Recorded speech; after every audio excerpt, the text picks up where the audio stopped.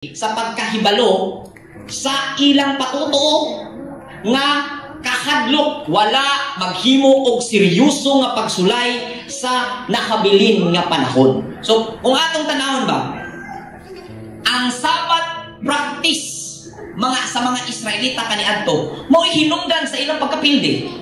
Amen.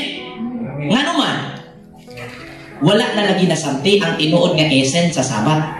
Kay ingon pa sa Misaya, sa Marcos, Misaya una, unya mingon siya Hawasyay, ang adlaw ipapahulay gibuhat alang sa tao.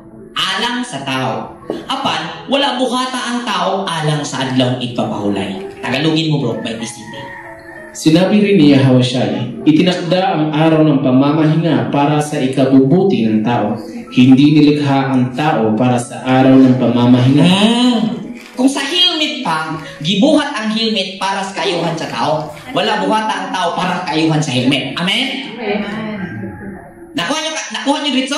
Tama. Mura ba raincoat? Gibuhat ang raincoat para dili mabasa ang tao. Wala buhata ang tao para dili mabasa ang raincoat.